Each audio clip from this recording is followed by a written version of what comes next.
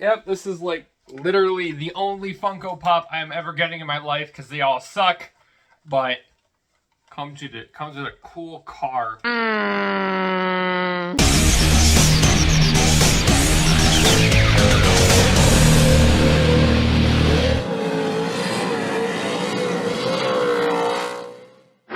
Hello everybody and welcome to the very first episode of Burnouts. My place to talk about NASCAR stuff. And as you can see, NASCAR stuff. I finally got my wall pretty much filled out. So that's pretty cool. Still some bare spots, but I don't know, I can, smack another one on there if I want to. So yep, the NASCAR season is officially in 1 week with the Busch Light Clash, the Coliseum, coming up on Sunday. Today's basically going to be talking about all the changes that we're going to be expecting in 2023, as well as some of the new tracks as well, which there's only 2 noteworthy ones. But for the most part, we'll be focusing on mainly the Cup Series. Otherwise, we're going to be here all day, even though there's a lot of stuff with the Xfinity and Truck Series as well, like Brandon Jones racing for Junior Motorsports and Haley Deegan racing for ThorSport coming this year. But we're going to be focusing primarily on the Cup Series, talk about all the drivers and all the new places this year, and what I think is going to be happening for them in 2023, and how well do I think they're going to go. Without further ado, let's go ahead and get started. First things first, of course, is probably the biggest change that is happening this year. Kyle Busch, after nearly 15 years at Joe Gibbs Racing, is moving on to RCR, driving the number 8 car for the team. And honestly, I feel like he's going to be doing a lot better this year than he has been in the past years ever since his second championship. Over the past couple years, ever since his 2019 championship, he's been relatively stagnant. And it's not like it's his fault or anything. It's kind of the same thing that a lot of drivers do. He's starting to become more of a veteran driver, being racing for nearly 20 years. Something like this was bound to happen eventually. He's starting to dip in performance, but I really think that this year, with him racing for a new team, is definitely going to help him benefit this season. We saw what could happen with the number 8 car. We saw it with Tyler Reddick last year, him winning 3 races. And I think Kyle Busch could definitely do a lot in that number 8 car. Not going to say he's really going to be running for a championship this year, but I do think he's probably going to be winning 2 or 3 races this year. It could pretty much be anywhere. We've seen him win at short tracks. We saw him win at the Bristol Dirt Race last year. He's been relatively good at the intermediate track, so I think he could be a relatively successful driver, but season's still young, he can pretty much win anywhere. Basically, Kyle Busch is definitely going to be having a great season, even though it's probably not going to be enough for him to get a 3rd championship. Speaking of which, the driver he was replacing, Tyler Reddick, going to 2311 to race the number 45 car, replacing Kurt Busch, who has called it quits, running full-time, mainly due to his injury in 2022.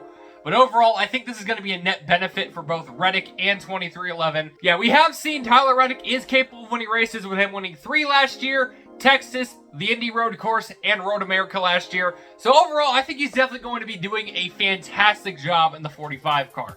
With him and Bubba, I think that 2311 is going to be a force to be reckoned with heading into the season. We saw Bubba Wallace is fantastic at the big tracks, and Tyler Reddick is really good at road courses and the intermediates, as we have seen before.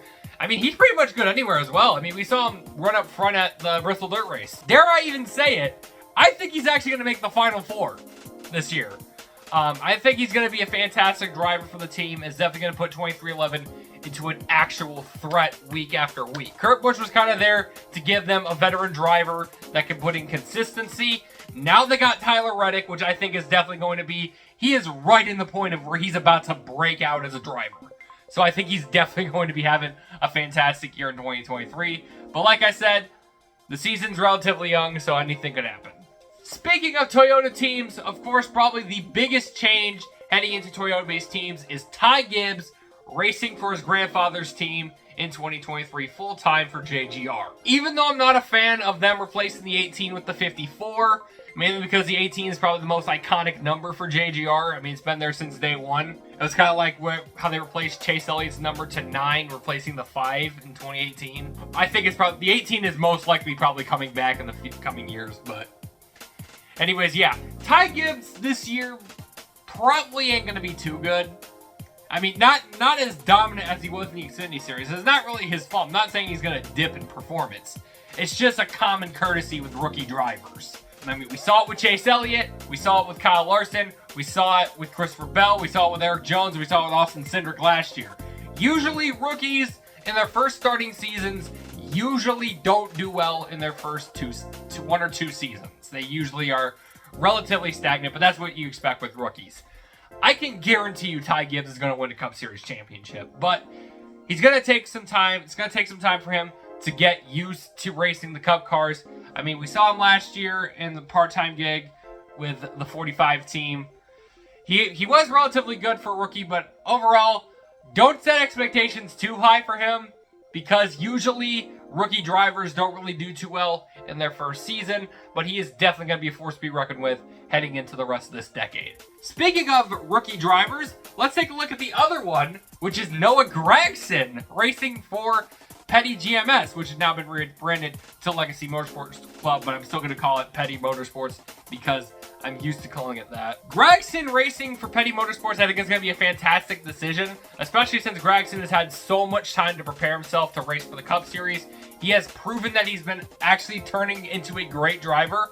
Probably one of the best three Xfinity drivers alongside AJ Allmendinger and Ty Gibbs right now, in my opinion. But overall, I think 2023 is definitely going to be a fantastic Rookie of the Year battle, because the past couple years have just been, oh, Austin Cindric's Rookie of the Year winner, because it's obviously easy. We only have 2 drivers running for Rookie of the Year this year, and both of them are fantastic drivers.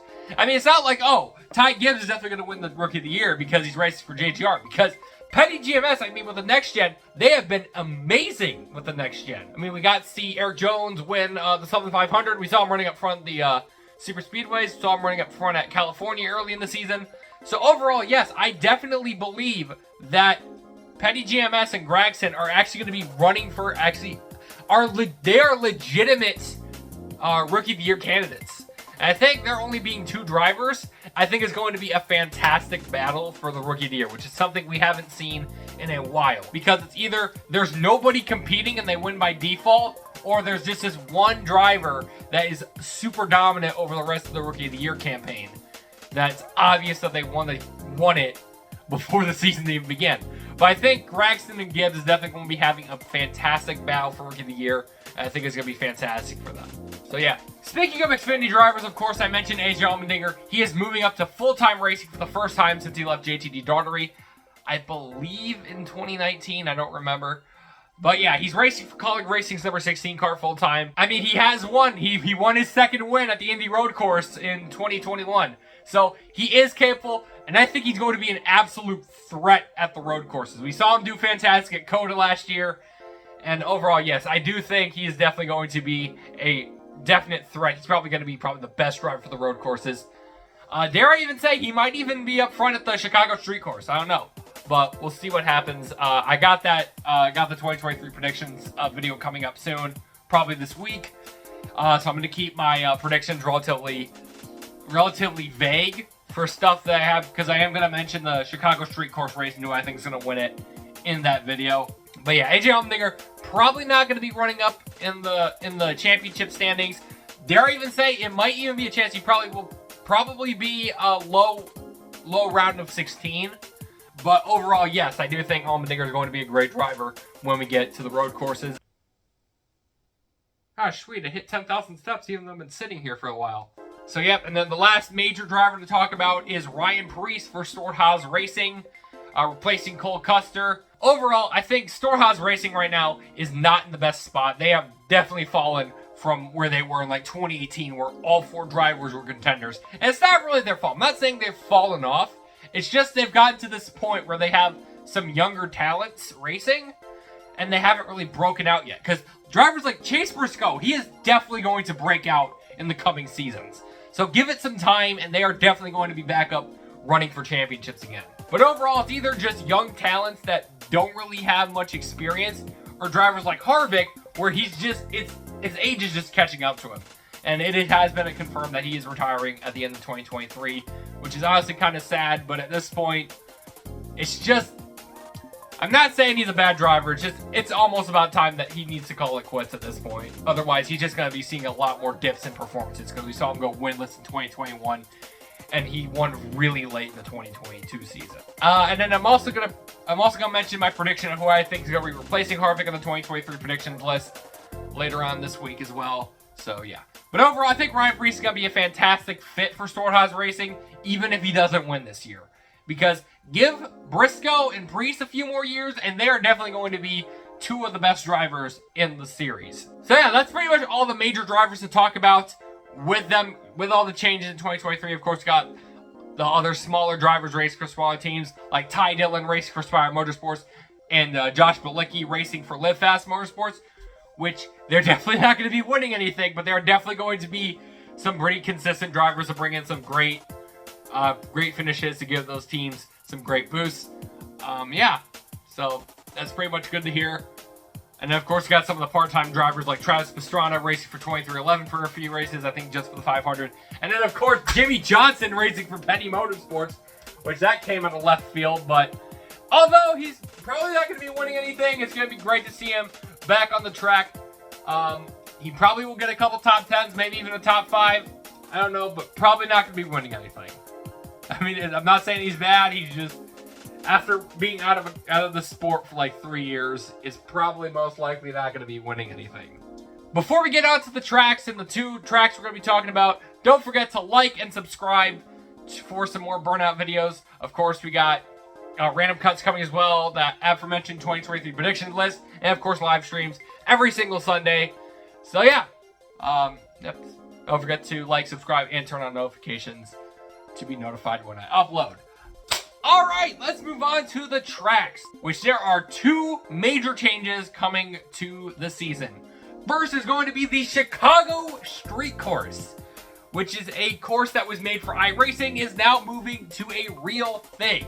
And overall, I'm kind of 50-50 on this. On one hand, the Chicagoland Motor Speedway is right there. Go back to that. But on the other hand, I am really in favor of street course racing because it brings NASCAR to areas that don't have tracks to race at. I constantly keep bringing up the idea of a street course race in New Orleans because, I mean, New Orleans is a fantastic market and there's not really much of a track down there. So, I mean, IMSA did a street course track around the Superdome in the 90s, so we can kind of emulate that same thing. I don't know. But yeah, I think it's a great idea for NASCAR to dip its toes in the street course racing. And even though I'm kind of on the fence about this decision, because, I mean, you got Chicagoland there, and it replaced Road America, which was a track that had amazing fan turnouts. And, I mean, those ticket prices, my goodness. But, yeah, I'm really hoping the street course is a success, so NASCAR can try out some different venues in different areas as well. Like I mentioned, New Orleans is a great idea. I've been hearing rumors that they're going to do, like, the Las Vegas Strip, kind of like what F1 is doing this year. Of course, you got some other major areas like Minneapolis, Seattle are also some fantastic places to try out street course racing. But, yep, hopefully the street course, even though I'm kind of mixed about the idea, I really hope it succeeds because I do like the idea of street course racing.